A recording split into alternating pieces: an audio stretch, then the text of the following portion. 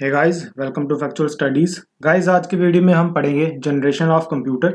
और guys, video शुरू करने से पहले जो चैनल पर नए हैं प्लीज चैनल को सब्सक्राइब कर लीजिए। और इस वीडियो की पीडीएफ के लिए आपको टेलीग्राम ग्रुप में ज्वाइन होना पड़ेगा। आप वहां पे ज्वाइन करके पीडीएफ ले सकते हो। और डेली टेस्ट के लिए भी आप हमारे टेलीग्राम ग्रुप को ज्वाइन कर सकते हो। टेलीग्राम ग्रुप का लिंक डिस्क्रिप्शन बॉक्स में मिल जाएगा, आप वहां से ज्वाइन कर सकते हो। और गाइज, डेली मॉक टेस्ट चल रहे हैं टेलीग्राम ग्रुप पे, उसे भी आप ज्वाइन कर सकते हो। जेके एसएसबी के जितने भी एग्जाम्स चल रहे हैं उनके रिलेटेड। तो चलिए वीडियो को शुरू करते हैं। इस वीडियो में हम सारी जनरेशन्स कवर करेंगे। फर्स्ट टू 5 जनरेशन्स कवर करेंगे।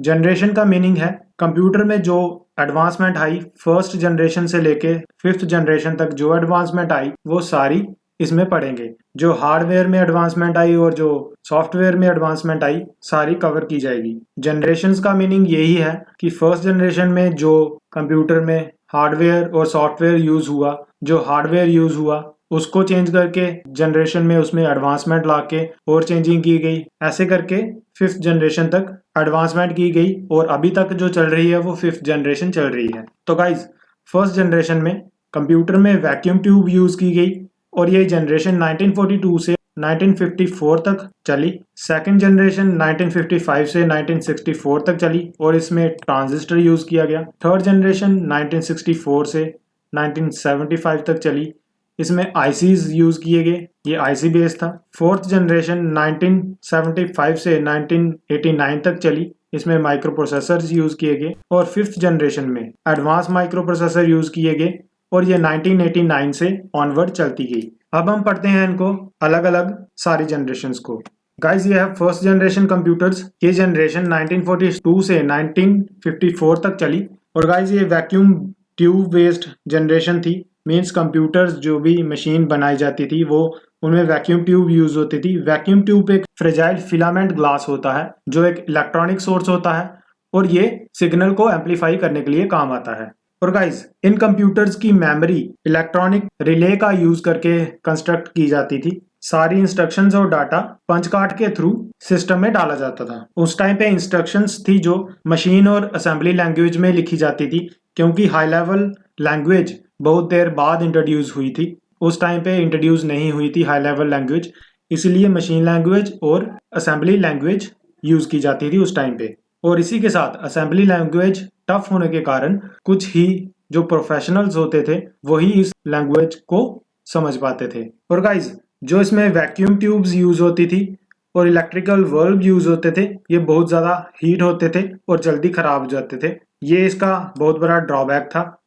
आप देख सकते हैं इसमें कितने ज्यादा इलेक्ट्रॉनिक कंपोनेंट लगे हैं। और गाइस, इन कंप्यूटर्स का साइज एक रूम जितना बड़ा होता था। अप्रोक्सीमेटली 800 स्क्वायर फीट्स का कंप्यूटर बनाया जाता था। ये सिर्फ एडिंग और सब्ट्रैक्टिंग के लिए यूज होते थे। फर्स्ट जनरेशन कंप्यूटर्स एडिंग और सब्ट्रैक्टिंग के लिए ये 200 to 2000 या 4000 मिली सेकेंड्स लगाते थे। और गाइस, कुछ इंपॉर्टेंट फीचर्स हैं फर्स्ट जनरेशन कंप्यूटर्स की। इसमें वैक्यूम ट्यूब टेक्नोलॉजी यूज होती थी। अनरिलायबल थे ये कंप्यूटर्स। इनका साइज बहुत बल्कि था और एक लार्ज रूम चाहिए था इनकी इंस्टॉलेशन के लिए। जो इनमें वैक्यूम ट्यूब्स यूज की जाती थी वो बहुत ज़्यादा हीट प्रोड्यूस करती थी और जल्दी खराब हो जाती थी। और इस कंप्यूटर को कांस्टेंट मेंटेनेंस भी चाहिए होती थी।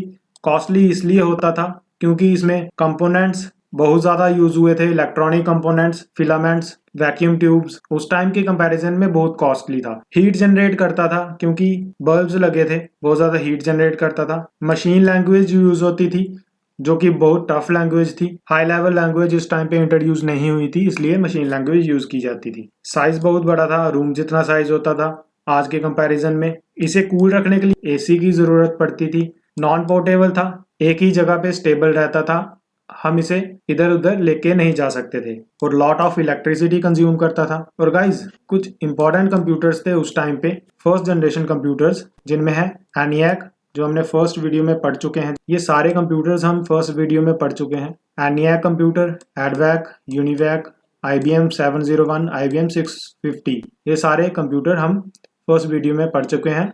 आप वीडियो देख सकते हैं, लिंक डिस्क्रिप्शन बॉक्स में डाल दिया है। और गाइज, अब आए सेकेंड जनरेशन कंप्यूटर्स।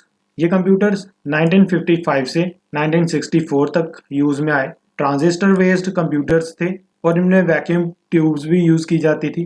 ट्रांजिस्टर का यूज जब आया तो उससे ये कंप्यूटर्स थोड़े चीपर हो गए, मीन्स ट्रांजिस्टर थोड़ा चीप कॉस्ट में पड़ने लगा, पावर कम कंज्यूम करता था और साइज भी थोड़ा कम हो गया, रिलायबल हो गए, फास्ट वर्किंग हो गई इनकी। फर्स्ट जनरेशन कंप्यूटर से इनका साइज थोड़ा कम हो गया। जो इनमें ट्रांजिस्टर्स यूज किए गए थे वो 1947 में बेल लेबोरेटरीज में बनाए गए थे। ट्रांजिस्टर के फाउंडर थे जॉन बैडन। और guys second generation computers more reliable थे फर्स्ट जनरेशन कंप्यूटर से। ये फर्स्ट जनरेशन कंप्यूटर से जो वैक्यूम ट्यूब से बने थे उनसे 10 टाइम फास्टर थे और इन कंप्यूटर्स में high level assembly language use हुई। असेंबली लैंग्वेज हैं जैसे फॉर्ट्रैन, कॉबोल, एल्गोल, स्नोबॉल। ये इंपॉर्टेंट लैंग्वेजेस थी, उस टाइम पे डेवलप की गई थी सेकेंड जनरेशन पीरियड में। और गाइज फर्स्ट जनरेशन कंप्यूटर्स थे जो वो सिर्फ साइंटिफिक कंप्यूटेशन के ही काम आते थे, मींस साइंटिफिक ही उन्हें ज़्यादा यूज़ करते थे। बट जो सेकंड जनरेशन कंप्यूटर्स थे उन्हें लोग अपने बिजनेसेस में भी यूज़ करने लगे और मार्केटिंग पर्पज़ में, प्रोडक्शन के पर्पज़ में भी यूज़ करने लगे। कुछ इंपॉर्टेंट फीचर है सेकंड जनरेशन कंप्यूटर के। इनमें ट्रांजिस्टर यूज़ हुआ फर्स्ट और वैक्यूम ट्यूब भी यूज़ हुई। फर्स्ट जनरेशन कंप्यूटर से रिलायबल थे, स्मॉल इन साइज थे, फास्ट इन वर्किंग थे और इनमें लेस हीट प्रोड्यूस होती थी as comparison to first generation computers और इलेक्ट्रिसिटी भी कम कंज्यूम करते थे।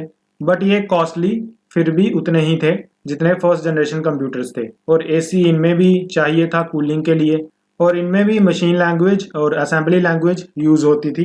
और गाइस सेकंड जनरेशन के कुछ इंपॉर्टेंट कंप्यूटर्स थे IBM 1620, IBM 7094, CDC 1604, CDC 3600, UNIVAC 1108। ये कुछ इंपॉर्टेंट कंप्यूटर्स थे जो सेकंड जनरेशन में बनाए गए थे।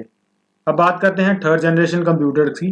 थर्ड जनरेशन कंप्यूटर्स 1964 से 1975 तक आए और गाइज इनमें आईसी यूज हुआ फर्स्ट टाइम।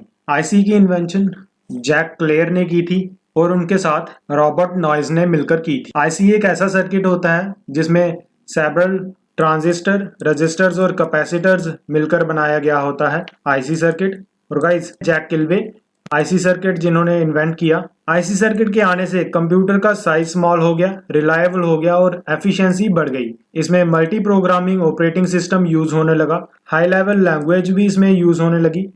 और गाइज कुछ important languages Fortran, COBOL, Pascal BASIC, ये सारी इंपॉर्टेंट हाई लेवल लैंग्वेजेस इस कंप्यूटर में यूज होती थी। कुछ इंपॉर्टेंट कैरेक्टरिस्टिक्स हैं इस कंप्यूटर्स की। सबसे इंपॉर्टेंट कैरेक्टरिस्टिक है इनमें आईसी यूज होते थे। फर्स्ट और सेकंड जनरेशन कंप्यूटर से ज़्यादा रिलायबल थे। स्मॉल साइज हो चुका था इन कंप्यूटर्स का, पहले रूम साइज जितने कंप्यूटर्स थे उससे कम हो चुके थे साइज, और हीट लेस प्रोड्यूस करते थे। मींस बाकी जो फर्स्ट जनरेशन कंप्यूटर्स थे उनमें वैक्यूम ट्यूब्स, बल्ब्स यूज होते थे, इसलिए हीट ज़्यादा प्रोड्यूस करते थे। अब थर्ड जनरेशन तक आते आते इनमें डेवलपमेंट होती गई और कॉम्पैक्ट सिस्टम्स यूज होने लगे, कॉम्पैक्ट इंस्ट्रूमेंट्स आईसीज यूज होने लगे, इसलिए इनका स्मॉल साइज हो गया, हीट जनरेशन कम हो गई, ये फास्टर हो गए पहले से, इनकी मेंटेनेंस भी कम हो गई और कॉस्ट भी कम हो गई क्योंकि आईसीज इसमें यूज होते थे और वैक्यूम और जो रजिस्टर्स यूज होते थे उनकी वजह से इनकी कॉस्ट कम हो गई। एसी इसके लिए भी चाहिए था बट ये इलेक्ट्रिसिटी कम कंज्यूम करता था। हाई लेवल लैंग्वेज के सपोर्ट करता था ये कंप्यूटर। इस जनरेशन के कुछ इंपॉर्टेंट कंप्यूटर्स हैं जैसे IBM 360 सीरीज के सारे कंप्यूटर्स, हनीबेल सीरीज के computers, PDP mean personal data processor computers, IBM 370 और 168 कंप्यूटर्स, TDC 316 कंप्यूटर्स, ये सारे इस जनरेशन के इंपॉर्टेंट कंप्यूटर्स हैं। और गाइस इसके बाद आई फोर्थ जनरेशन कंप्यूटर जो चली 1975 से 1989 तक। इसमें VLSI माइक्रो प्रोसेसर यूज हुआ। फर्स्ट टाइम इनमें माइक्रो प्रोसेसर यूज हुआ फोर्थ जनरेशन कंप्यूटर्स में। इन कंप्यूटर्स में बड़े लार्ज स्केल में आईसीज यूज हुए। अबाउट 5000 ट्रांजिस्टर्स इन कंप्यूटर्स में यूज किए गए। और गाइस इंपॉर्टेंट चेंज इसमें हुई, मैग्नेटिक कोर मेमोरीज को चेंज करके इसमें सेमीकंडक्टर मेमोरीज यूज की जाने लगी जिनका बहुत ही फास्ट एक्सेस टाइम था। इसी के साथ इन जनरेशन में हार्ड डिस्क की कॉस्ट कम हो गई, उनका साइज कम हो गया और लार्जर कैपेसिटी के साथ आने लगी। और इसी जनरेशन में magnetic tapes, floppy disk popular हो गई। इस जनरेशन में बहुत सारे ऑपरेटिंग सिस्टम डेवलप किए गए जैसे DOS, MS DOS, Microsoft window, Apple का ऑपरेटिंग सिस्टम, ये सारे 4th जनरेशन में इंट्रोड्यूस किए गए। और इसी जनरेशन में कंपनीज ने ग्राफिक यूजर इंटरफेसेस को इंट्रोड्यूस किया। Graphic user interface icons provide करता है कंप्यूटर में, जिन्हें क्लिक करके लोग अपने फंक्शंस को चला सकते हैं। माउस के साथ जिन्हें क्लिक करते हैं हम कंप्यूटर में, उन्हें कहते हैं ग्राफिक यूजर इंटरफेस। और गाइज इन कंप्यूटर्स में सारी हाई लैंग्वेजेस यूज होती थी, जैसे C plus plus, dBase, ये सारी हाई लैंग्वेजेस इस 4th जनरेशन कंप्यूटर में यूज होती थी। गाइज बहुत इंपॉर्टेंट फीचर्स हैं इस जनरेशन के कंप्यूटर्स में। ये बहुत चीप थे, मीन्स लेस कॉस्टली थे। हाई लेवल टेक्नोलॉजी इनमें यूज होने लगी। ये बहुत रिलायबल थे, स्मॉल इन साइज थे। डाटा प्रोसेसिंग इनमें बहुत फास्ट होने लगी as compared to old generation computers.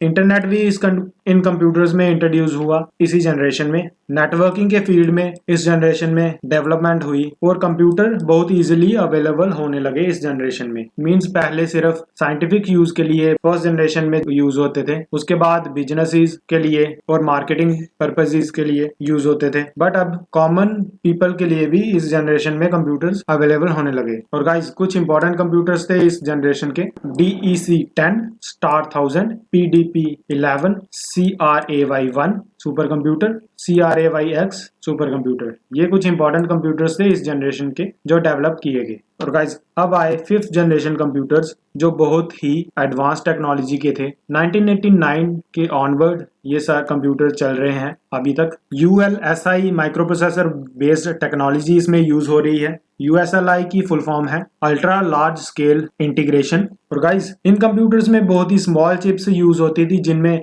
Millions of electronic components use होते थे माइक्रो प्रोसेसर चिप्स में, और इनमें पैरेलल प्रोसेसिंग यूज होती थी। 5th जनरेशन कंप्यूटर में ऑप्टिकल डिस्क बहुत फेमस हुई, जो एक स्टोरेज डिवाइस है। CD-ROM बहुत पॉपुलर हुआ क्योंकि वो प्रोग्रामिंग स्टोर करने के काम आता है। और गाइज इंटरनेट में भी 5th जनरेशन में इंटरनेट में भी एडवांसमेंट हुई। ईमेल का इन्वेंशन हुआ, वर्ल्ड वेब का, और बहुत सारे कॉम्पैक्ट इलेक्ट्रॉनिक कंपोनेंट्स यूज होने लगे कंप्यूटर में, जिससे उनकी स्पीड भी बढ़ी और साइज भी छोटा हुआ। और ये कंप्यूटर सारी लैंग्वेजेस को सपोर्ट करते हैं, जैसे C++, जावा, .NET, ये सारी हाई लेवल लैंग्वेजेस को सपोर्ट करते हैं। और गाइज 5th जनरेशन कंप्यूटर में रोबोटिक्स का यूज होता है। आर्टिफिशियल इंटेलिजेंस भी बहुत एडवांस हो चुकी है इस टाइम पे। गेम्स को खेलने के लिए ग्राफिक कार्ड्स भी इन कंप्यूटर्स में एडवांस हो गए। और गाइज पोर्टेबल पीसीज इसी जनरेशन में आए, जैसे लैपटॉप, नोटबुक, ऐसे सारे कंप्यूटर्स इसी जनरेशन में बनाए जाते हैं। डेस्कटॉप पीसी जो 5th जनरेशन में बनाए गए हैं वो 4th जनरेशन से बहुत ही पावरफुल है वर्किंग में। मेन फ्रेम कंप्यूटर्स भी बनाए गए। जो 5th जनरेशन के मेन फ्रेम कंप्यूटर्स हैं वो 4th जनरेशन के कंपैरिजन में बहुत पावरफुल हैं, फास्ट हैं। कुछ इंपॉर्टेंट कंप्यूटर्स हैं इस जनरेशन के: IBM notebook, Pentium PCs, Sun workstations, IBM SP2, Param 1000 जो इंडिया का अपना फर्स्ट कंप्यूटर है, सुपर कंप्यूटर। और guys world wide web, multimedia applications और इंटरनेट बेस्ड एप्लीकेशंस इस जनरेशन में बहुत एडवांस हो गई। आई होप आपको वीडियो अच्छा लगा होगा। जो चैनल पर नए हैं प्लीज़ चैनल को सब्सक्राइब कर ले। आगे की वीडियोस में सारे लेक्चर्स कवर किए जाएंगे कंप्यूटर के, आप चैनल को सब्सक्राइब कर लीजिए। और गाइज अब करते हैं इस जनरेशन के कुछ इंपॉर्टेंट फीचर्स। इसमें ULSI टेक्नोलॉजी यूज हुई है जो हमने पहले डिस्कस की। इसी 5th जनरेशन में ट्रू आर्टिफिशियल इंटेलिजेंस की डेवलपमेंट हुई, लैंग्वेजेस में डेवलपमेंट हुई, हाई लेवल लैंग्वेजेस और एडवांस हुई, और सेमीकंडक्टर टेक्नोलॉजी में भी एडवांसमेंट हुई। ये कंप्यूटर मोर यूजर फ्रेंडली हैं, मींस इनका इंटरफेस मोर यूजर फ्रेंडली है, और मल्टीमीडिया फीचर्स भी इनमें एडवांस हो चुके हैं। पहले के कंप्यूटर से ज्यादा पावरफुल हैं, मोर चीपर हैं, मींस प्राइस कम है, और ये कॉम्पैक्ट साइज में है।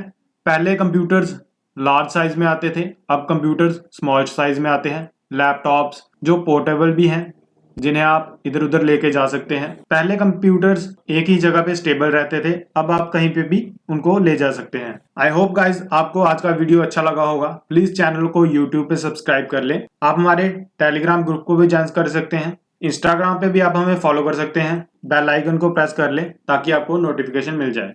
Thanks for watching the video. Have a nice day.